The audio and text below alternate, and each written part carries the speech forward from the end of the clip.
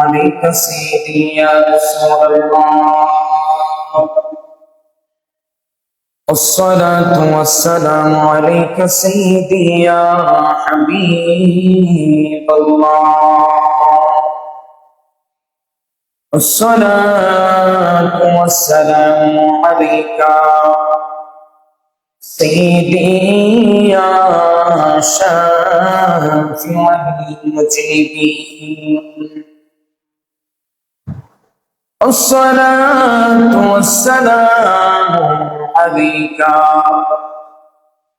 سيدي يا رحمة للعالمين.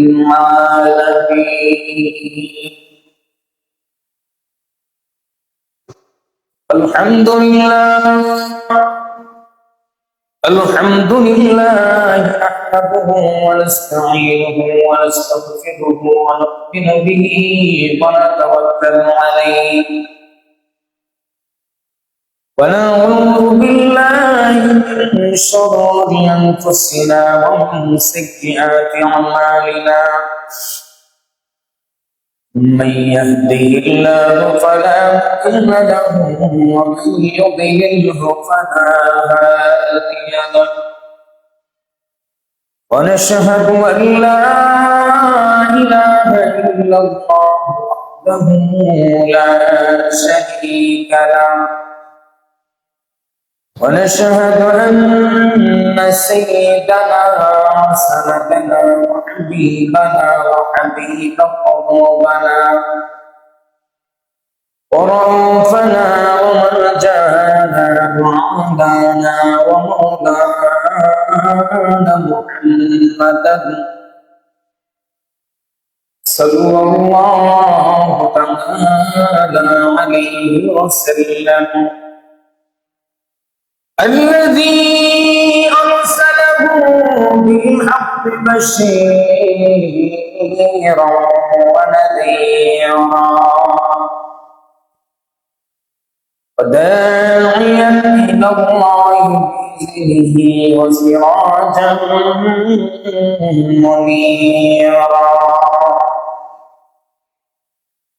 أما بعد فقد قال الله تعالى في كلامه المجيد وفي الفرقان الحميد: أعوذ بالله من الشيطان الرجيم. بسم الله الرحمن الرحيم. ولله على الناس حج البيت من استطاع إليه سبيلا ومن كفر فإن الله غني عن العالمين. صدق الله مولانا العظيم وصدق رسوله النبي الحبيب الكريم في شان حبيبه ومحبوبه ومعشوقه آمرا ومخبرا: إن الله وملائكته يصلون على النبي يا أيها الذين آمنوا صلوا عليه وسلموا تسليما. اللهم صل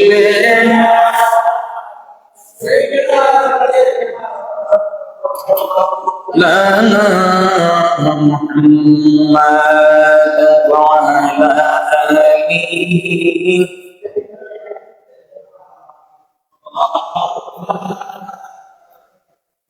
أما اللهم سيدنا مولانا وعلى آله سيدنا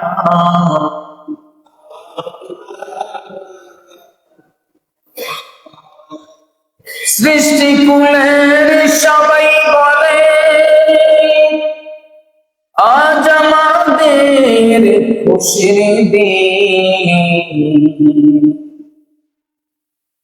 এই ধরাতে তশরীফ আনলেন রহমাতাল লিল আলামিন। আল্লাহুম্মা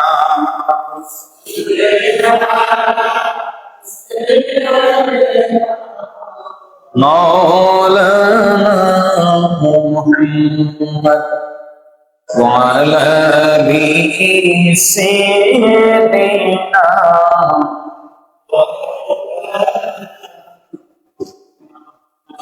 صلاة يا رسول الله عليكم سلام يا حبيب الله बुला लो या रसूल अल्लाह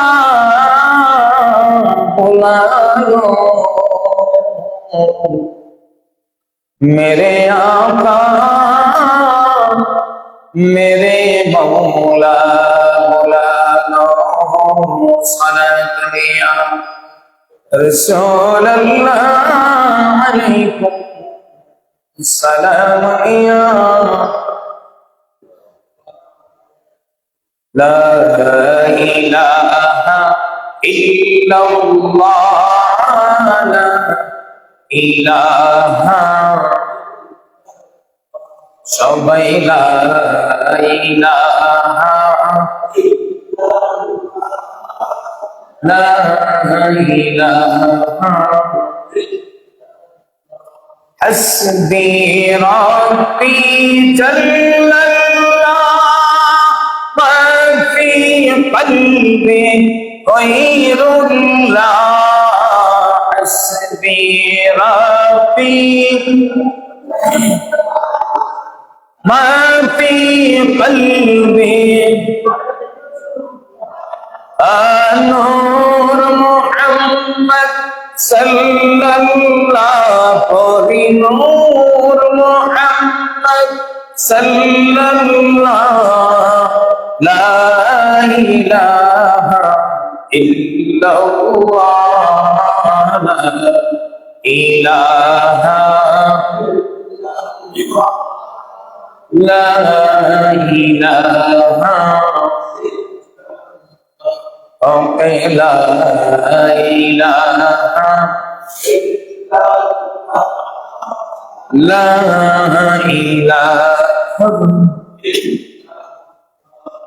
لا إله إلا الله محمد رسول الله صلى الله عليه وسلم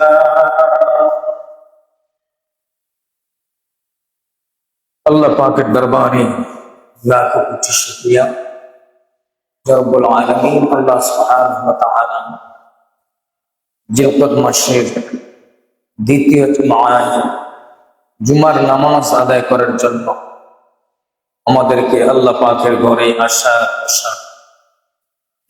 তৌফিক দান করেছেন, সেই জন্য শুকরিয়া আদায় করি। সকল জবান খুলে বলি আলহামদুলিল্লাহ। লক্ষ কোটি দরুদ সালাম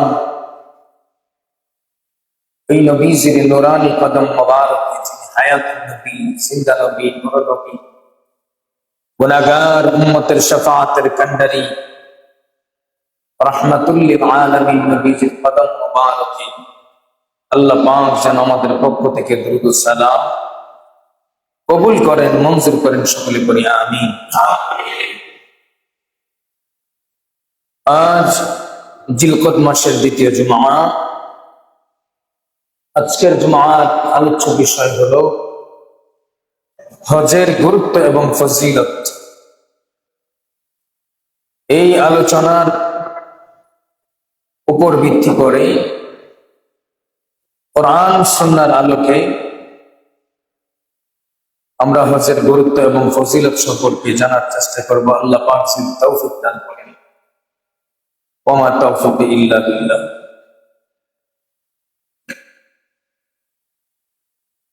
আল্লাহ রাব্বুল আলামিন সামর্থ্যবান ব্যক্তির উপরে এই হজকে ফরজ করে দিয়েছে। যে ব্যক্তির সামর্থ্য রয়েছে তার জন্য আল্লাহ সুবহানাহু ওয়া তাআলা হজকে ফরজ করেছেন এবং হজের এতটা গুরুত্ব দিয়েছেন যে হজের মাধ্যমে আল্লাহ রাব্বুল আলামিনের সান্নিধ্য লাভ করা যায়, হাসিল করা যায়। যে হজের মাধ্যমে রাসূল পাকের রওজা মুবারকের জিয়ারত করা যায়।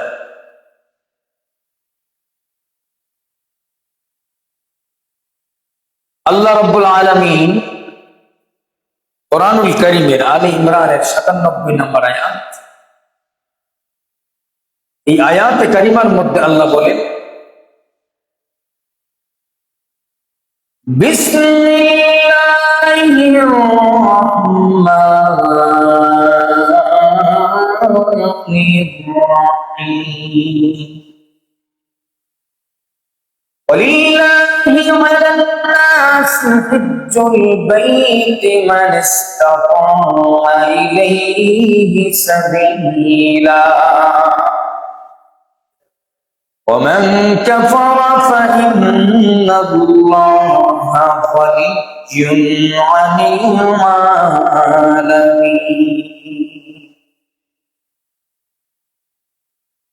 আল্লাহ রাব্বুল আলামিন সূরা আলে ইমরানের ৯৭ নম্বর আয়াত, এই আয়াতের মধ্যে আল্লাহ বলতেছেন, ওয়ালিল্লাহি আলান নাস হিজ্জুল বাইতি মান ইসতাতা ইলাইহি সাবিলা। বাইতুল্লাহ পর্যন্ত পৌঁছার মতো সক্ষম এমন ব্যক্তি, যে ব্যক্তির সামর্থ্য রয়েছে, ওই সামর্থ্যবান ব্যক্তি বাইতুল্লাহ পর্যন্ত পৌঁছার জন্য আল্লাহ রাব্বুল আলামিনের কে সন্তুষ্ট করার জন্য, রাজি খুশি করার জন্য, এই উদ্দেশ্যে বাইতুল্লাহ শরীফ তাওয়াফ করা, হজ আদায় করা, তার জন্য মান ইসতাতা ইলাইহি সাবিলা অত্যাবশ্যক, তা ফরজ। ওই ব্যক্তির জন্য ফরজ বাইতুল্লাহ পর্যন্ত যাওয়ার মতো সক্ষম এবং সামর্থ্যবান ব্যক্তি, সক্ষম সামর্থ্যবান ব্যক্তির জন্য আল্লাহর সন্তুষ্টি অর্জনের লক্ষ্যে কাবা শরীফ তাওয়াফ করা, অর্থাৎ হজ আদায় করা তার উপর ফরজ। আর ওমান কাফারা, আর যে ব্যক্তি অস্বীকার করে, এই হজকে যে ব্যক্তি অস্বীকার করে, ফাইন্নাল্লাহা গানিয়্যুন আনিল আলামিন, আল্লাহ রাব্বুল আলামিন সমস্ত জাহান থেকে মুকাফেকিহীন। আল্লাহর উপর, আল্লাহ কারো দিকে, কোন জাহানের দিকে মুকাফেকি নয়, সমস্ত জাহান আল্লাহর দিকে মুকাফেকি। কেউ যদি অস্বীকার করে, এতে আল্লাহর কিছু যায় আসে না। সেই হজ এতটা গুরুত্বপূর্ণ। গত জুমায় আমরা হজের ফরজ, ওয়াজিব, সুন্নাত কাজগুলি আমরা শুনেছিলাম। হজের 3টি ফরজের মধ্যে 1 নম্বর ইহরাম বাঁধা তাওয়াফ করা। 3 নাম্বার হলো আরাফায় অবস্থান করা, খুব গুরুত্বপূর্ণ একটা বিষয়। ইহরাম বাঁধা, কাবা তাওয়াফ করা এবং আরাফার মধ্যে অবস্থান করা। এই আরাফার মধ্যে অবস্থান করা হাজিদের জন্য একটি উত্তম কাজ এবং গুরুত্বপূর্ণ কাজ। যে আরাফার দিনটাকে আল্লাহর হাবিব ঈদের দিন বলে ঘোষণা দিয়েছেন। সুবহানাল্লাহ। আরাফার দিন হাজিদের জন্য কিসের দিন? ঈদের দিন। কিসের দিন? ঈদের। শুধু আমরা বছরে 2টা ঈদ বলে বলে বেড়াতে হবে না, বছরে আরো ঈদের দিন আছে। আজকের দিনটাও, আজকে জুমার দিনটাও ঈদের দিন। আজকে জুমার দিনটা ঈদের দিন। হাজিদের জন্য যেই দিন আরাফার ময়দান অবস্থান করেন, ওই দিনটা, আরাফার দিনটা হাজিদের জন্য ঈদের দিন। সুবহানাল্লাহ। এই জন্য 2টা ঈদ বলে বলে লেকচার শুরু দিলে হবে না, সব ঈদের কথাই স্বীকার করতে হবে। সেই আরাফার ময়দানে অবস্থান, আরাফার ময়দানে যখন অবস্থান করবেন, এই হজের 3 নাম্বার ফরজ। আরাফার ময়দানে অবস্থান যখন করবেন, এর আগে আমার আল্লাহ রাব্বুল আলামিন সূরা মায়েদার 3 নাম্বার আয়াত নাযিল করেন। সূরা মায়েদার 3 নাম্বার আয়াত আল্লাহ বলেন, اليوم أكملت لكم دينكم وأتممت عليكم نعمتي ورضيت لكم الإسلام دينا। আরাফার ময়দানে হাজী সাহেবগণ অবস্থান করতে হবে, এটা ফরজ। এই উদ্দেশ্য করে সূরা মায়েদার 3 নাম্বার আয়াত আল্লাহ নাযিল করলেন। আল্লাহ রাব্বুল আলামিন বলেন, আল-ইয়াওমা আকমালতু লাকুম দীনাকুম, আজ আমি তোমাদের জন্য দিনকে পূর্ণাঙ্গ করে দিলাম। ওয়া আতমামতু আলাইকুম নি'মাতি ওয়া রাদিতু লাকুমুল ইসলাম দীনা। ওয়া আতমামতু আলাইকুম নি'মাতি, পূর্ণাঙ্গ করে দিলাম, অর্থাৎ নিয়ামত পূর্ণ করে দিলাম। ওয়া রাদিতু লাকুমুল ইসলাম দীনা, আর আমি আল্লাহ রাব্বুল আলামিন ইসলামকে তোমাদের জন্য দ্বীন হিসাবে পছন্দ করলাম। সুবহানাল্লাহ। আল্লাহ বলেন, এই ইসলামকে তোমাদের জন্য দ্বীন হিসাবে আমি আল্লাহ পছন্দ করলাম। ইসলামটা তোমাদের ধর্ম থাকবে, তোমাদের ধর্ম ইসলাম থাকবে, এটা আমি আল্লাহর পছন্দ। কার পছন্দ? আমাদের ধর্মটা কার পছন্দ হয়েছে?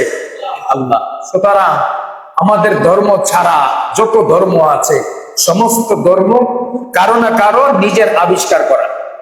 ঠিক না বেঠিক? কারো না কারো নিজে আবিষ্কার করা। একমাত্র আল্লাহর মনোনীত ধর্ম, ইন্না দীনা ইনদাল্লাহিল ইসলাম, আল্লাহর মনোনীত ধর্ম এবং রাদিতু লাকুমুল ইসলাম দীনা, আল্লাহর পছন্দনীয় ধর্মের নাম হলো ইসলাম ধর্ম। সুবহানাল্লাহ। এই জন্য ইসলাম ধর্ম একটা শান্তির ধর্ম। কিসের ধর্ম? শান্তির ধর্ম। আল্লাহ রাব্বুল আলামিন বলেন, আজ আমি তোমাদের জন্য এই দিনকে পূর্ণাঙ্গ করে দিলাম, আর রাদিতু লাকুমুল ইসলাম দীনা, আর ইসলাম ধর্মকে তোমাদের জন্য আমি আল্লাহ পছন্দ করলাম। এই আয়াতটি হিজরতের 10ম বছর 10ম হিজরিতে নাযিল হলো। যেই দিন নাযিল হলো, ওই দিনটার নাম হলো ইয়াউম আরাফা, আরাফার দিন। সুবহানাল্লাহ। আরাফার দিন, আরাফার দিনে 10ম হিজরিতে আল্লাহ রাব্বুল আলামিন ওই আয়াত নাযিল করলেন। এই দিনটি পুরা বছরের মধ্যে সর্বোত্তম দিন। আর আরাফার দিন, যেই দিন আল্লাহ এই আয়াত নাযিল করলো, ওই দিনটা ছিল আজকে জুমার দিন, শুক্রবার দিন। সুবহানাল্লাহ। লাভ দুই দিকে। একদিকে আরাফার দিন, ঈদের দিন, আর একদিকে জুমার দিন, শুক্রবার দিন। ঈদ হলো দুইটা। ঈদ কয়টা? দুইটা। জুমার দিনে একটা, আরাফার দিনে আরেকটা। কয়টা হলো? দুইটা। অস্বীকার করা যাবে? এবার শুক্রবার দিন, জুমার দিন, আরাফার দিন হলো আল্লাহ আয়াত নাযিল করলেন আরাফার ময়দানে জামালের রহমতের কাছে। আমার আল্লাহ রাব্বুল আলামিন আসরের নামাজের পরে এই আয়াতটা নাযিল করলেন। কোন সময়? আসরের নামাজের পরে। কারণ মাগরিবের পূর্ব পর্যন্ত হাজী সাহেবগণ আল্লাহর কাছে এখানে দোয়া করে, কান্না করে। সুবহানাল্লাহ। আসরের পরে মাগরিবের পূর্বে এই সময়টা হলো দোয়া কবুলের সময়। এই সময়টা দোয়া কবুলের সময়। আল্লাহ রাব্বুল আলামিন আসরের নামাজের পরে মাগরিবের পূর্বে সূরা মায়েদার 3 নম্বর আয়াত আরাফার ময়দানে মুস্তাক, এটা ফরজ। আল্লাহ এই দিনকে পূর্ণাঙ্গ করে দিলেন। হাজী সাহেবরা যখন দশম হিজরিতে আমার দয়াল নবীকে নিয়া লক্ষ লক্ষ সাহাবায়ে কেরাম অবস্থান করছেন, আল্লাহ খুশি হয়ে গেলেন। আল্লাহ খুশি হয়ে বললেন, এই ইসলাম ধর্মটা আমি আল্লাহর পছন্দনীয় ধর্ম। আমি আল্লাহ রাব্বুল আলামিন আজকে তোমার এই ধর্মকে, এই দ্বীনটাকে পূর্ণাঙ্গ করে দিলাম। সুবহানাল্লাহ। পূর্ণাঙ্গ করে দিলেন। এটা পরিপূর্ণ হয়ে গেল। এটা পরিপূর্ণ হয়ে গেল। এবার এই আয়াত নাযিল হওয়ার পর, যেই দিন এই আয়াত নাযিল হলো, এই আয়াত নাযিল হওয়ার পরে এই জমিনের মধ্যে আমার নবীজি মাত্র 81 দিন জীবিত ছিলেন। কতদিন? 81 দিন জীবিত ছিলেন। যেই দিন এই আয়াতটা নাযিল হলো, এই আয়াতের নাযিলের 81 দিন পর্যন্ত নবীজি হায়াতের জিন্দেগিতে ছিলেন। তারপরে পর্দা করলেন। বন্ধুগণ আমার, আরাফা এমন একটা জায়গা। আরাফা শব্দের অর্থ হলো পরিচিতি। আরাফা শব্দের অর্থ পরিচিতি। হযরত দাহাব রাদিয়াল্লাহু তাআলা বলেন, হযরত আদম আলাইহিস সালামকে হিন্দুস্তানে আর হাওয়া আলাইহিস সালামকে জেদ্দার মধ্যে অবস্থান করা হলো, পাঠানো হলো। ওই যে জান্নাতের ভিতর থেকে গন্ধম খাওয়ার পরে আদম এবং হাওয়াকে আমার আল্লাহ জমিনের মধ্যে যখন নিক্ষেপ করলেন, একজন আসলেন হিন্দুস্তান, আর একজন আসলেন জেদ্দার জমিনে। এইভাবে একজন আর একজনকে খোঁজাখুঁজির মধ্যে লাগলেন। খুঁজতে খুঁজতে আল্লাহর কাছে মাপ চাইতে চাইতে প্রায় 350 বছর পার হয়ে গেল। 350 বছর পরে আমাদের বাবা আদম আলাইহিস সালাম না হাওয়া আলাইহিস সালাম যেই দিন একত্রিত হলেন, ওই দিনটা হলো আরাফার দিন। যে স্থানে একত্রিত হলেন ওই জায়গাটার নাম হলো আরাফার মাঠ, আরাফার ময়দান। ওই আরাফার ময়দানের মধ্যে তারা একত্রিত হলেন। একত্রিত হওয়ার পরে ওই জায়গার মধ্যে যা ঘটল, ওই জায়গার মধ্যে একত্রিত হওয়ার পরে হযরতে আদম আলাইহিস সালাম, হযরতে হাওয়া আলাইহিস সালাম দীর্ঘ 350 বছর কান্না করার পরে মা এবং আমাদের বাবা যখন একত্রিত হলেন, একত্রিত হইয়া ওই জায়গার মধ্যে দয়াল নবীর উসিলা দিয়া, কার উসিলা? আমার আপনার নবীর উসিলা দিয়া, নাম মুবারকের উসিলা দিয়া আল্লাহর কাছে ক্ষমা চাইলেন। ক্ষমা চাইলেন যেই দিন, যেই স্থানের মধ্যে ক্ষমা চাইলেন, ওই দিনটাকে আমার আল্লাহ রাব্বুল আলামিন ইয়াউমুল আরাফা, আরাফার দিন। আর ওই যে জায়গার মধ্যে তারা একত্রিত হয়ে ক্ষমা চাইলেন, ওই জায়গাটা আরাফার ময়দান বলে আমার আল্লাহ ঘোষণা করে দিলেন। সুবহানাল্লাহ। নবীর ইজ্জতের এত দাম, নবীর ইজ্জতের এত দাম। মোল্লা মনে করে নিজের মতোই নবী, মোল্লা মনে করে এর মতোই নবী। আর আল্লাহ কথাটা থাকায় বেকার আরাফার ময়দানে, এটার নাম আরাফা হতো না যদি আমার নবীর নাম আদম এবং হাওয়া না নিত। আমি আরাফার দিন রাখতাম না। আমার নবীর নাম দিয়া, উসিলা দিয়া যদি না চাইতো, আমি আল্লাহ আদম হাওয়াকে মাফও করতাম না। তোরাও দুনিয়ায় আসবি না, দুনিয়াও। কথা বলে ঠিক না? বুঝে না।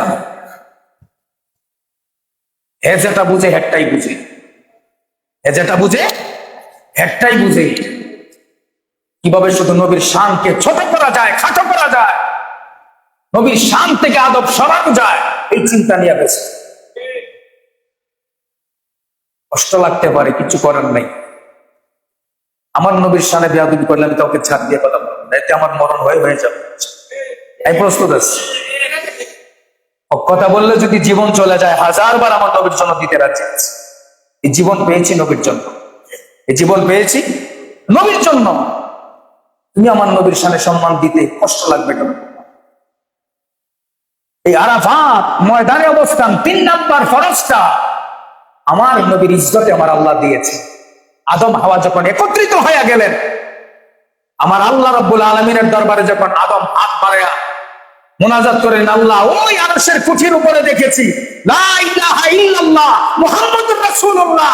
লা ইলাহা ইল্লাল্লাহর সাথে যেখানে তাওহীদের সাথে রিসালাত আছে, বর্তমান জামানায় তাওহীদের জনতা নামে একটা বাটপার আছে, এই বাটপাররা তাওহীদ তাওহীদ বলে ঘোষণা দেয়, অথচ আমার আল্লাহ এই আরশের কুঠির উপরে লা ইলাহা ইল্লাল্লাহর সাথে তাওহীদের সাথে রিসালাত মুহাম্মাদুর রাসূলুল্লাহ যোগ করে দিয়েছেন। রিসালাত বাদ দিয়ে যারা তাওহীদ মানে এরা কখনো পূর্ণাঙ্গ ইসলাম গ্রহণ করতে পারে? মনে রাখবেন, শুধু তাওহীদের নাম ইসলাম না, রিসালাতের নামও ইসলাম। তাওহীদি জনতা বলে বলে 136টা মাদার ভেঙেছে। লা ইলাহা ইল্লাল্লাহ এটার নাম তাওহীদ, মুহাম্মাদুর রাসূলুল্লাহ এটার নাম রিসালাত। আদম লা ইলাহা ইল্লাল্লাহ তাওহীদ, রিসালাত মুহাম্মাদুর রাসূলুল্লাহ। এই তাওহীদ এবং রিসালাতের উসিলা দিয়ে আল্লাহর কাছে চাওয়ায় আল্লাহ মাফ করে। আদম নিজেও জানে না এটাকে। আদম যখন আল্লাহর কাছে চাইলেন, আল্লাহ তোমার নামের সাথে নাম, তোমার নামের সাথে নাম অবশ্যই তোমার প্রিয় হবে, অবশ্যই তোমার প্রিয়। আদম যখন নিজেও জানে না উনি কে, বোঝা গেল আদমের বহু আগে আমার আল্লাহ আমার নবীকে তৈরি করেছে। ঠিক না বেঠা? বহু আগে আমার আল্লাহ আমার নবীকে নবী হিসাবে স্বীকৃতি দিয়েছেন। আল্লাহ রাব্বুল আলামিনের দরবারে চাইতে দেরি, আমার আল্লাহ কয় আদম রে 350 বছর কান্না করা লাগতো, 350 বছর কান্না করা লাগতো না। তোমাকে যখন জমিনে পাঠাইলাম, তুমি যদি তখনই আমার বন্ধু হাবিবুল্লাহর নাম উসিলা দিয়া চাইতা, আমি আল্লাহর সাথে সাথে মাফ করে দিই। কারণ আদম তো শ্রেষ্ঠত্ব পেয়েছেন, মর্যাদা পেয়েছেন যখন আদমের কপালের মধ্যে আমার নবীর নূর, নূরে মুহাম্মদী দেওয়া হয়েছে। সমস্ত ফেরেশতারা আমার আল্লাহ যখন বলেছেন উসজুদলি আদম, আদমের দিকে মাথা নত করে সাজদা দাও, সমস্ত ফেরেশতারা আমার নবীর নূরে মুহাম্মদী আদমের কপালে দেখে সাজদারত হয়ে গেছে। সুবহানাল্লাহ বলে। নবীর শান জানো না, আমি খুশি হয়েছি। গত কয়েকদিন আগে দেখলাম সংসদে শরীয়তপুরের 3 আসনের নুরুদ্দিন বাবু ভাই সংসদে দাঁড়িয়ে শুরুতেই আউযুবিল্লাহ বিসমিল্লাহ পাঠ করে আমার নবীকে সালাম দিচ্ছে। অন্তরটা ভরে গেছে দেখে। নবীর প্রেমিক এমনই হয়, নবীর প্রেমিক এমনও হয়। নাবি পর্যন্ত দাঁড়িয়ে হলেই নবীর প্রেমিক না। নজরুলের মতো নবীর প্রেমিক এই দেশে আরো আছে। কারণ নজরুলের মধ্যে নবীর প্রেম ছিল, এতটা প্রেম ছিল যে প্রেম দিয়া এমন লেখা লিখেছে, কারণ আশেক করলে আশেকের অন্তর থেকে চোখ থেকে পানি পড়ে, আর আল্লাহ নজরুলকে জান্নাতের মাকাম বানায় দেয়। নজরুলের অন্তরে নবীর প্রেম ছিল। কথাই বোঝা গেল যে নবীর প্রেম অন্তরে থাকা দরকার। আগে প্রেম ছাড়া আমলের কোনো দাম নাই, প্রেমের এত দাম। বন্ধুগণ আমার, ওই শরীয়তপুরের 3 আসনের নুরুদ্দিন ভাই এত সুন্দর করে সংসদের মধ্যে, পার্লামেন্টের মধ্যে দাঁড়ায়া আমার নবীকে বক্তব্য শুরু করার আগে সালাতু সালাম দেয়, আসসালাতু ওয়াসসালামু আলাইকা ইয়া রাসূলুল্লাহ। আর আমরা হতভাগা কিছু আলেম আছি, আমার নবীকে সালাম দিলে বেদাতের ফতোয়া দেই। কথা বলেন ঠিক না বেঠে? এইরকম নুরুদ্দিন হাজারো দরকার। কথা বলেন ঠিক না বেঠে? যারা পার্লামেন্টে দাঁড়ায় আমার নবীকে সালাম দিতে পারবে। সমস্ত সাহাবারা কোন ইউনিভার্সিটি পড়েন নাই, আল আজহার বিশ্ববিদ্যালয়ে পড়েন নাই, মদিনা ইউনিভার্সিটি পড়েন নাই, আমার নবীর কদমের গোলামি করে জ্ঞান অর্জন করেছেন, ইলমে শরীয়ত মারিফত আদমের ভান্ডার তারা অর্জন করেছেন নবীর কদমের গোলামি করে। আবু বকরকে যদি জিজ্ঞাসা করেন, আবু বকর, হাশরের ময়দানে মিজানের পাল্লায় সর্বপ্রথম আল্লাহ আপনার নেক ওজন দিবে, আপনার এত শান কেন, আপনার এত মর্যাদা কেন, কোন ইউনিভার্সিটির পড়ালেখা করছেন? আবু বকর বলবে, আমি ইউনিভার্সিটির বারান্দায়ও যাই, ইউনিভার্সিটি বারান্দায়ও যাই নাই। বেলালকে যদি জিজ্ঞাসা করেন, বেলাল, নবী মেরাজের মধ্যে গিয়ে জান্নাতের ভিতরে তোমার পায়ের আওয়াজ শুনেছেন? সুবহানাল্লাহ কোন না? বেলালের পায়ের আওয়াজ কোথায় শুনেছেন? জান্নাতে। কোথায়? জান্নাতে। এই হাবশি বেলাল আফ্রিকার একটা সরকার, কালো মানুষ, যার এলেম নাই, কালাম নাই, কিছুই নাই, কথাই বলতে পারে না, আর সাধুর জায়গায় আজ সাধু পড়ত। বেলালকে যদি জিজ্ঞাসা করেন, বেলাল, কোন ইউনিভার্সিটিতে পড়ালেখা করে জ্ঞান অর্জন করেছো? তোমার পায়ের আওয়াজ জান্নাতে নবী শুনেছেন। বেলাল বলবে, কোন ইউনিভার্সিটি পড়ি নাই, কারণ আমার ইউনিভার্সিটি লাগে না, যে মদিনাওয়ালার কদমের গোলাম হয়ে যায় তার জন্য সমস্ত এলেমের ভান্ডার তার সিনার ভিতরে ঢুকে যায়। এলেম তো ওখান থেকে আসে, আর মদিনাওয়ালাকে যে রাজি করে নেয় আল্লাহ তার উপর রাজি হয়। মদিনাওয়ালা যার উপর খুশি হয়ে যায় আল্লাহ তার উপর খুশি হয়ে যায়। হাজী সাহেবকে জিজ্ঞাসা করেন না, আমি তো মদিনায় এখনো যাই নাই, যারা গিয়েছেন তাদেরকে জিজ্ঞাসা করেন না। পুরো সৌদি আরব একরকম, মদিনা আরেক, পুরো সৌদি আরব একরকম লাগে, মদিনায় গেলে আলাদা একটা শান্তি লাগে। আর মদিনায় রহমতের ভান্ডার দিয়ে আছে। বন্ধুগণ আমার, এবার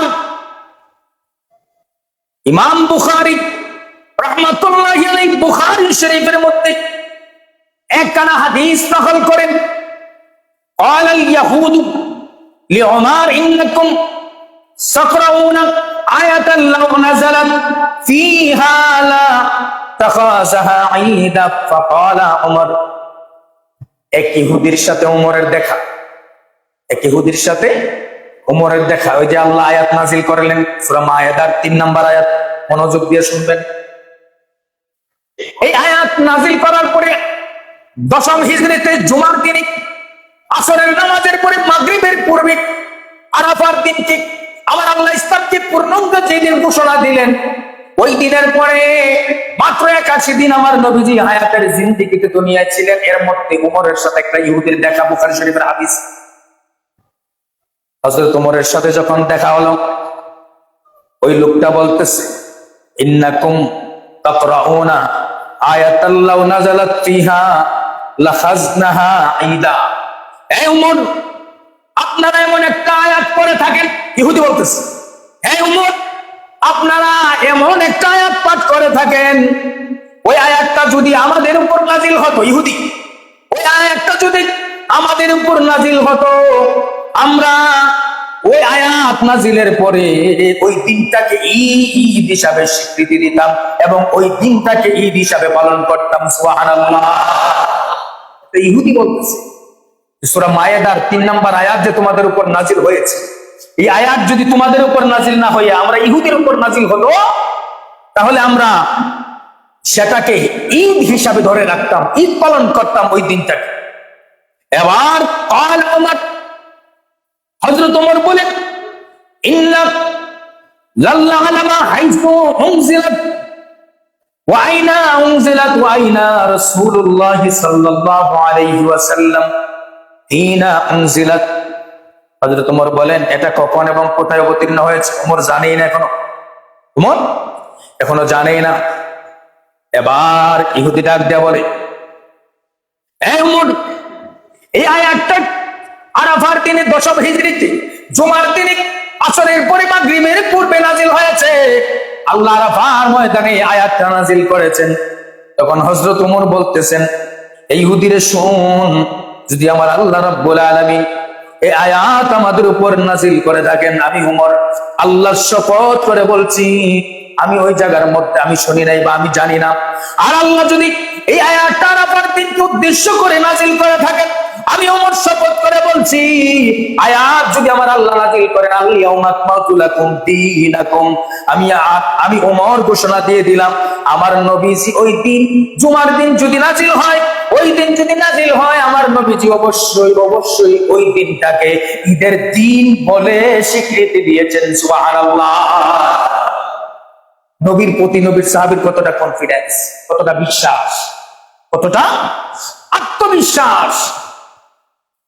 আর হ্যাঁ, কয় দলিল আসেনি, এ কথায় কথায় দলিল আসেনি। আরে তারা দলিল তো খুঁজে মুনাফিকে। নবীর প্রেমিক মুমিন কখন দলিল খুঁজে নাকি? প্রেমের কাছে দলিল লাগে নাকি? ইহুদি যখন এই আয়াতের কথা বলল, ওমর বলে আমি এখন আয়াত শুনি নাই, তবে হ্যাঁ তুমি যদি শুনে থাকো আর এইটা যদি আমার নবীর জবান থেকে প্রকাশ হয়ে থাকে, আমি ওমর আল্লাহর উপর শপথ করে ঘোষণা দিলাম, আমার নবী অবশ্যই অবশ্যই ওই দিনটাকে আরাফার দিনটাকে ঈদের দিন বলে ঘোষণা দিয়েছেন। সুবহানাল্লাহ। লা শাক্কা ফি, এতে কোনো সন্দেহ নাই। নবীর সাহাবী ওমর সাথে সাথে বিশ্বাস করে দিলেন এবং ওই ইহুদির জবানের কথা শুনে ঘোষণা দিয়ে দিলেন যে ওই দিনটাকে আমার নবী কি দিয়েছেন? ঈদের দিন ঘোষণা দিয়েছেন। যেইভাবে আবু বকর আবু জাহেলের মুখ থেকে নবীজির মেরাজের কথা শুনে আবু বকর স্বীকৃতি দিয়ে দিল, এ আবু জাহেল, আমি আবু বকর ঘোষণা দিলাম, আমি নবীর জবান থেকে শুনি নাই, তুমি যদি শুনে থাকো আর আমার নবী যদি বলে থাকেন, আমি আবু বকর ঘোষণা দিলাম, আমার নবী বললে আমার নবী সত্যই বলেছেন, এতে কোনো সন্দেহ নাই, আমি আবু বকর নিঃসন্দেহে বিশ্বাস করে দিলাম। সাহাবীর নবীর প্রতি প্রেম কেমন, আত্মবিশ্বাস। আর আমরা নবীর প্রতি আত্মবিশ্বাস কেমন? আপনি দলিল খুঁজেন, সাহাবী আমার নবীজির দেহ মুবারক থেকে ঘাম পড়ছে, সাহাবী নবীজির ঘাম বোতলের মধ্যে নিয়ে আতর রূপে ব্যবহার করছে, আমার নবী বেদাতের ফতোয়া দিছে? শিরিকের ফতোয়া দিছে? না না, আমার নবীজি প্রস্রাব মুবারক করে ঘুমিয়ে গেছেন, নবীজির স্ত্রী উম্মে আয়মান ঘুম থেকে জাগ্রত হলেন, পানির পিপাসা লাগলো, ঘুমন্ত অবস্থায় ঘুম থেকে উঠে নবীর প্রস্রাব মুবারক নবীর স্ত্রী পান করে ফেললেন। নবী ঘুম থেকে জাগ্রত হয়ে জিজ্ঞাসা করলেন, এই উম্মে আয়মান, আমার প্রস্রাব কোথায়? উম্মে আয়মান বলেন, ইয়া রাসূলুল্লাহ, আপনার প্রস্রাব নাকি আমি জানি না, আমি তো পিপাসা লেগেছে, রাতে ঘুম থেকে উঠে পান করে ফেলেছি।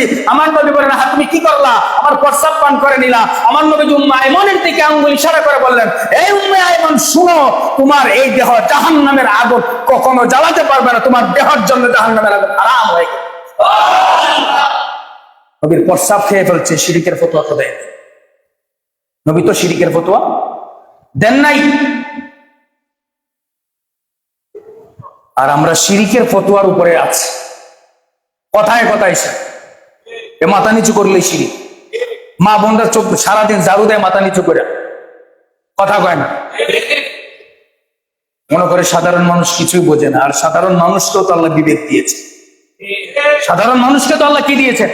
বিবেক দিয়েছেন, সে বিচার করতে পারে। আল্লাহ সমকক্ষ করলে শিরিক হয়, এটা সাধারণ মানুষ বুঝে, উল্টা পাল্টা বুঝাইলে কাজ হবে। বন্ধুগণ আমার, হযরত ওমর রাদিয়াল্লাহু তাআলা ওই কথা শোনার পরে আরাফার ময়দানে এই আয়াত নাযিল হলো। জুমার দিন, শুক্রবার দিন আরাফার ময়দানের মধ্যে সমস্ত সাহাবায়ে কেরাম আমার নবীজির সাথে আরাফার ময়দানের মধ্যে হাজির হলেন। ওই দিন হাজির হয়ে সমস্ত সাহাবায়ে কেরাম আল্লাহর দরবারে প্রার্থনা করতে থাকলেন, দোয়া করতে থাকলেন। আল্লাহ বলেন, দোয়া কবুল করব। সুবহানাল্লাহ বলেন না? গ্যারান্টি কি?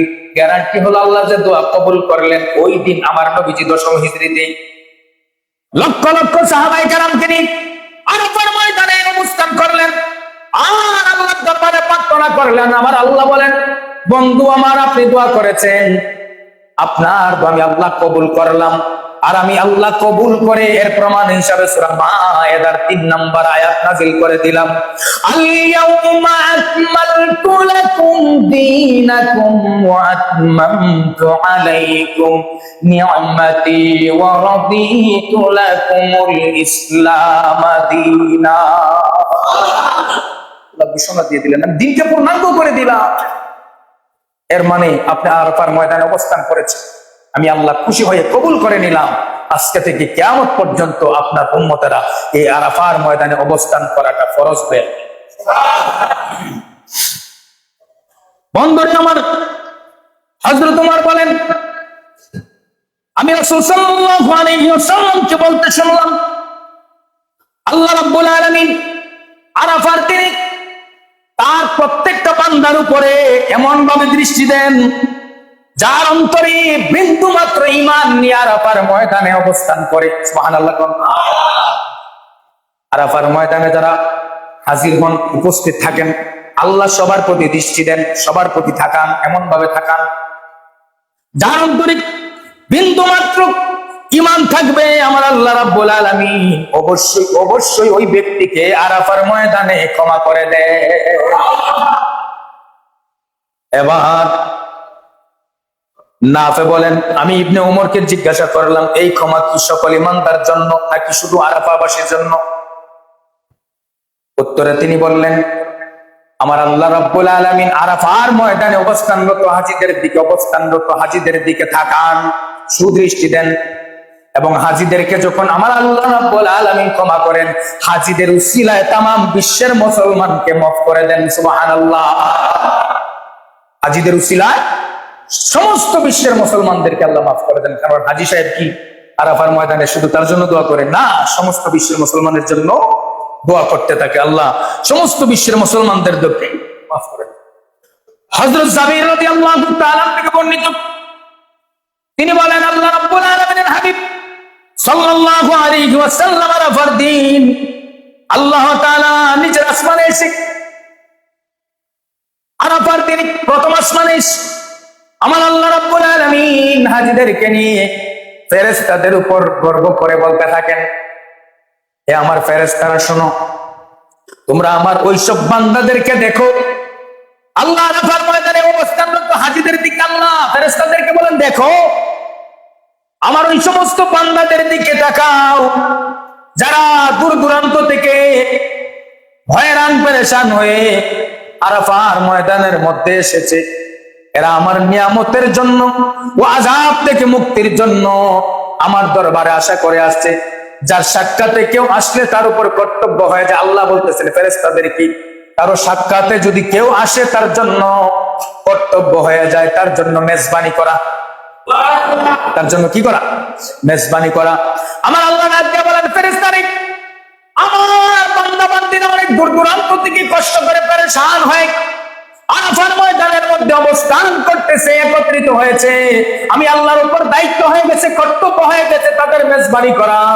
আমি আল্লাহ রাব্বুল আলামিনের দায়িত্ব, আমি আল্লাহ রাব্বুল আলামিন তোমরা ফেরেশতাদেরকে সাক্ষী রাখলাম, আমি আল্লাহ আমার সমস্ত বান্দা বান্দীদেরকে মাফ করে দিলাম। আল্লাহ মাফ করে দিলে পর ফেরেশতাকে আল্লাহ আপনারা বলছেন মেজবানি করবেন, সুবহানাল্লাহ।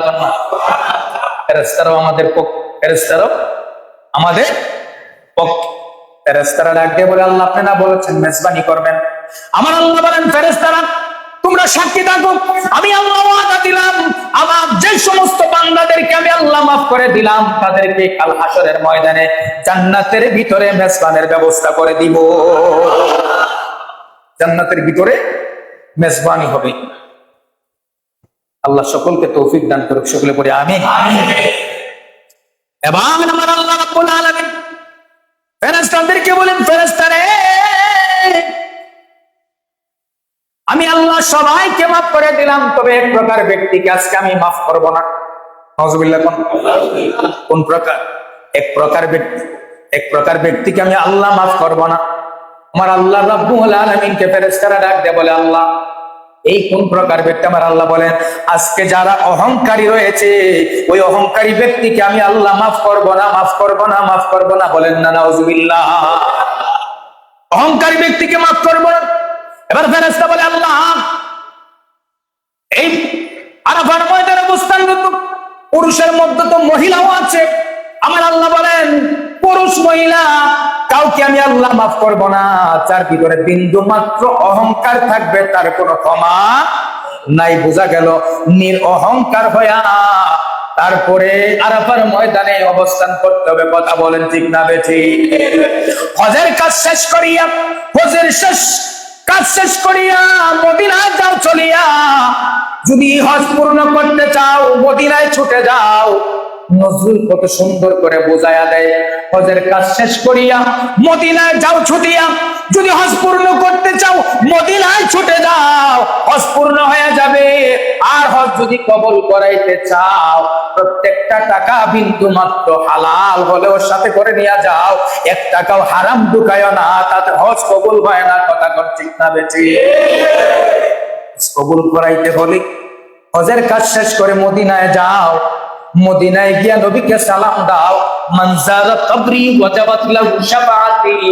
নবী বলেন, যেই ব্যক্তি হজকে পরিপূর্ণ করার জন্য, হজকে কবুল করানোর জন্য মক্কা, বাইতুল্লাহ, আরাফার ময়দান, মিনা, মুজদালিফার কাজ শেষ করে, পাতা বন্ধন করে, কুরবানি করে, বিদায়ী তাওয়াফ শেষ করে যখন মদিনায় আসে, মদিনায় আইসা যখন নবীর দরবারে দাঁড়ায়া দাঁড়ায়া সালাম দেয়, আমার নবী বলেন, ওই ব্যক্তি যদি হজের কাজ শেষ করে মদিনায় আইসা সালাম দেয়, আর তার হজে আসার ভিতরে যদি 1 টাকাও হারাম না থাকে, 1 টাকাও হারাম না থাকে, 1 টাকাও হারাম না থাকে, ওই ব্যক্তি হজ কবুল করায়া পরিপূর্ণ হাজী হইয়া তার বাড়িতে ফিরে যায়। সুবহানাল্লাহ। আর সেই ব্যক্তি 1 টাকা হারাম নিয়ে তার হজের ভিতরে যায়, লক্ষ লক্ষ টাকার ভিতরে যদি 1 টাকাও হারাম থাকে, তার হজ হয়ে যাবে, বরবাদ হয়ে যাবে, হজ কবুল হবে না। বোঝা গেল হজ কবুল হওয়ার জন্য প্রথম শর্ত হলো হালাল উপার্জন, হালাল টাকা, হালাল অর্থ নিয়ে হজে যেতে হবে, তাহলে হজটা কি হয়ে যাবে? কবুল হয়ে যাবে। বন্ধুরে আমার, আল ইয়াউমাল মাউউদ ওয়া শাহিদ ওয়া মাশহুদ, আমার আল্লাহ বলেন, শপথ হলো, ওয়াদা হলো, প্রতিশ্রুতি হলো ওই দিবসের, যেই দিবসে মানুষ উপস্থিত হয়ে আমি আল্লাহর দরবারে প্রার্থনা করে, আমি আল্লাহ ওই দিনের ওয়াদা করলাম। ইমাম আযম আবু হানিফা রাহমাতুল্লাহ আলাইহি বলেন, আমার আল্লাহ বলেছেন আল ইয়াউমাল মাউউদ, আমার আল্লাহ ওই দিনের শপথ করেছেন, ওই দিনটা হলো কিয়ামতের দিন। সুবহানাল্লাহ। আশ-শাহীদু, আল্লাহ বলেন আশ-শাহীদু ওয়া শাহিদু ওয়া মাশহুদ, শাহিদ মানে আমার আল্লাহ রাব্বুল আলামিন ওই দিন ওয়াদা করেছেন, ওই দিনটার নাম হলো ইয়াউমুল আরাফা, আরাফার দিন। সুবহানাল্লাহ। আমার আল্লাহ ওয়াদা দিয়েছেন। আর মাশহুদ ওয়া শাহিদ ওয়া মাশহুদ, আর মাশহুদ হলো জুমার দিন। আমার আল্লাহ 2টা দিনের ওয়াদা করলেন, একটা হলো আরাফার দিন আর একটা হলো জুমার দিন। ওই 2 দিনের ওয়াদা দিয়েছেন আমার আল্লাহ। ওই 2 দিনের ওয়াদা দিয়ে আল্লাহ তার বান্দা বান্দীদেরকে maaf করে দেন। সুবহানাল্লাহ। আম্মা জানা আয়েশা সিদ্দিকা রাদিয়াল্লাহু তাআলা বর্ণনা করেন, নবীজি ফরমান, মা মিন ইয়াউমিন আকসারা মিন ইয়াউতিকাল্লাহু ফি আইদি ফি আবদাম মিনান নারি মিন ইয়াউমিন আরাফা। নবী করিম ফরমান, আরাফার দিবসের চেয়ে জাহান্নাম থেকে মুক্তি লাভের জন্য আর কোনো দিন হতে পারে না। নবীজি বলতেছেন, আম্মা জানা আয়েশা বর্ণনা করেন, নবীজি বলেন, আরাফার দিন এমন একটা দিন, যেই দিনটার চাইতে জাহান্নাম থেকে মুক্তি পাওয়ার মতো আর কোনো দিন হতে পারে না। আরাফার দিন এমন একটা দিন, যেই দিন আমার আল্লাহ জাহান্নামীকে জাহান্নাম থেকে মুক্তি দান করেন। সুবহানাল্লাহ বলেন। আল্লাহ রব্বুল আলামিন ওই দিন মুক্তি দান করেন। সহিহ মুসলিমের মধ্যে আসে, হযরত কাতাদা রাদিয়াল্লাহু তাআলা বলেন, নবীজি ফরমান, ইয়াউমে আরাফা আহসিবু আলাল্লাহি আন ইয়াকসিরুস সুন্নাতি আল্লাতী ক্বাবলাহু আল্লাতী বাদাহু। নবীজি ফরমান, আরাফার দিবসে যদি কেউ রোজা রাখে, আল্লাহ রাব্বুল আলামিন ওই দিনটা, আরাফার দিন মানে আমাদের ঈদের আগের দিন, আমাদের ঈদের কুরবানির ঈদ, এই যে সামনে আসছে, কিসের ঈদ? কুরবানির ঈদ। কুরবানির ঈদের আগের দিন আমাদের আরাফার দিন। আমাদের জন্য, আমরা তো যারা বাংলাদেশে অবস্থান করি, তাদের জন্য 9 জিলহজ আরাফার দিন। 9 জিলহজ আরাফার দিন, ওই দিনটার ফজিলত বলতেছে, মনে রাখবেন। হযরত আবু কাতাদা রাদিয়াল্লাহু তাআলা ফরমান, নবীজি বলেন, আরাফার দিন 9 জিলহজ যদি কেউ রোজা রাখে, আর ওই ব্যক্তি যদি রোজা রাখে, আমার আল্লাহ রাব্বুল আলামিন ওই রোজাদারের জন্য 1 বছর আগের 1 বছর রোজা, পরের 1 বছর, ওই দিনের আগে 1 বছর, ওই দিনের পরে 1 বছর, একদিন রোজা রাখার কারণে ওই বান্দার একটা রোজার বরকতে আগের 1 বছর পরের 1 বছরের গুনাহ মাফ করে দেয়। ঈদের আগের দিন, মনে রাখবেন। ঈদের আগের দিন একটা রোজা রাখলে কোরবানির ঈদের আগের দিন, আগের 1 বছর, পরের 1 বছর, আগের এবং পরের 1 বছরের 2 বছরের গুনাহ কি করেন আমার আল্লাহ? মাফ করে দেন। কিন্তু হাজী সাহেবদের জন্য তা সম্ভব, কারণ হাজী সাহেবরা ওই দিন রোজা রাখা মাফ, কেন? হাজী সাহেবরা অনেক পরিশ্রম করতে হবে, অনেক পরিশ্রম করতে হবে। বন্ধুগণ আমার, ওই আরাফার দিনে মুসলমানদের জন্য ঈদের দিন বলে ঘোষণা দেওয়া হয়েছে। এই জন্য আরাফার দিনে দোয়া কবুল হয়ে যায়। আরাফার দিন আল্লাহ প্রথম আসমানে আসেন। আরাফার দিন আল্লাহ প্রথম আসমানে আইসা বান্দাদের দিকে তাকাইয়া বান্দার গুনাহ মাফ করে জান্নাতে বান্দার জন্য মেজবানির ব্যবস্থা করে দেন। সুবহানাল্লাহ।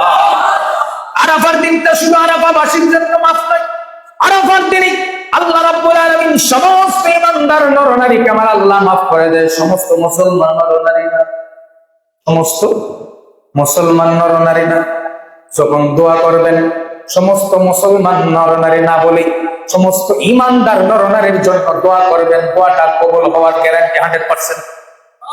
সুবহানাল্লাহ। কারণ আল্লাহ কোরআনে প্রত্যেকটা জায়গায় ইবাদতের জন্য কাদেরকে বলেছে? ইমানদার। কাদেরকে? আল্লাহ কয়, আমি বললাম ইমানদারদেরকে।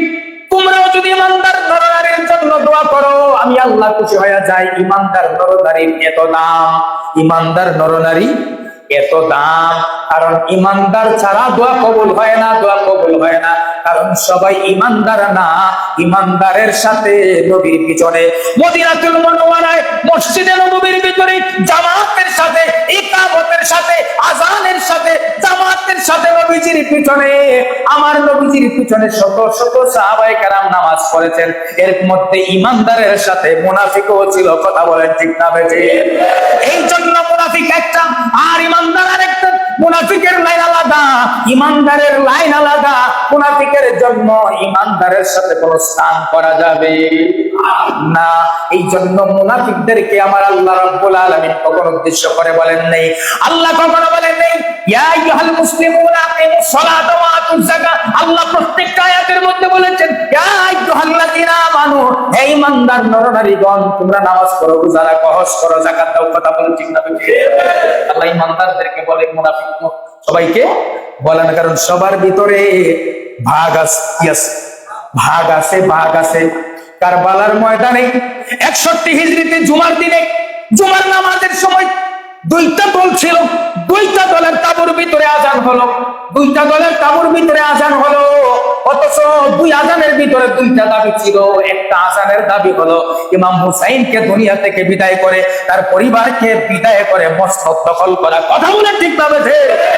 আর এক দলের আযানের মধ্যে দাবি ছিল ইমাম হুসাইনের পক্ষের পরিবারের দাবি ছিল আজ কারবালার ময়দানে জুমার দিনে, জুমার সময়ে নিজের জীবন দিয়া আমার নানার দেওয়া দিন ইসলামকে আমরা কায়েম করব। এই জন্য তো কবি ইকবাল তাকে বলেছেন ইসলাম জিন্দা হতে হে আর কারবালা কি বাত হে। ইসলাম জিন্দা হয়েছে ওই দিন যেই দিন কারবালা হয়েছে। কারবালার মাধ্যমে ইসলাম জিন্দা হয়ে গেছে। সুবহানাল্লাহ। যেখানে রক্ত ঝরে সেখানে ইসলাম জিন্দা, যেখানে রক্ত ঝরে সেখানে ইসলাম জিন্দা হয়। কারণ মুসলমানের ভিতরে ভাগ। এই জন্য তো আল্লাহ কোরআনে 3টা সূরা নাযিল করেছেন। 3টা। কয়টা সূরা?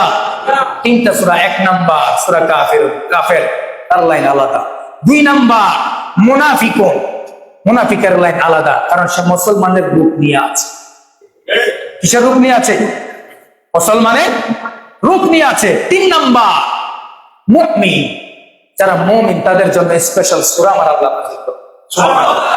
মুমিনের মাকাম আলাদা আর মুনাফিকের স্থান আলাদা। কারণ মুনাফিকের স্থান এমন একটা স্থান, ইন্নাল মুনাফিকিনা ফি দারকিল আসফালি মিনান নার। আমার নবী বলেন, আমার আল্লাহ রাব্বুল আলামিন বাণী পেশ করেছেন, নিশ্চয়ই যারা মুনাফিক হবে তাদেরকে জাহান্নামের নিম্ন স্তরে দাফন করা হবে। নিম্ন স্তর বলতে কি? জাহান্নাম 7টা। এই 7টা জাহান্নামের সর্বনিম্ন যেটা, যে জাহান্নামকে সমস্ত জাহান্নাম ভয় পায়, ওই জাহান্নামের মধ্যে মুনাফিককে আমার আল্লাহ স্থান দেন। নাউযুবিল্লাহ। তো বোঝা গেল মুসলমান সবাই ইমানদার নয়। আল্লাহ মাফ করবেন কাদেরকে? ইমানদারদেরকে। জান্নাতে হাসরের ময়দানে জান্নাতে মেজবানি করাবেন কাদেরকে? ইমানদারদেরকে। এই জন্য আপনি প্রত্যেক ইমানদার নরনারীর জন্য আল্লাহর দরবারে ফরিয়াদ করবেন, আমার আল্লাহ খুশি হইয়া আপনার মোনাজাত কবুল করবেন। আল্লাহ রাব্বুল আলামিন আমাদেরকে এই জিলকদ মাসে যে সমস্ত হাজিরা মদিনাতুল মুনাওয়ারায়, মক্কাতুল মুকাররমায় হজ আদায়ের উদ্দেশ্যে আল্লাহর ডাকে সাড়া দেওয়ার জন্য লাব্বাইক আল্লাহুম্মা লাব্বাইক লাব্বাইক লা শারীকা লাকা লাব্বাইক ইন্নাল হামদা ওয়ান নি'মাতা লাকা ওয়াল মুলক লা শারীকা লাকা লাব্বাইক বলার জন্য, কাবা শরীফ তাওয়াফ করার জন্য আর আল্লাহর ডাকে সাড়া দেওয়ার জন্য যারা হাজির হয়ে যাবেন, ওই সমস্ত ঈমানদার নরনারীর উসিলায় আল্লাহ পাক যেন আমাদেরকে হজ্জে বাইতুল্লাহ জিয়ারতে মদিনা নসিব করেন, সকলে পড়ি আমিন। ওয়া আখিরু দাওয়ানা আনিল হামদুলিল্লাহি রাব্বিল আলামিন। আসসালামু আলাইকুম ওয়া রাহমাতুল্লাহ।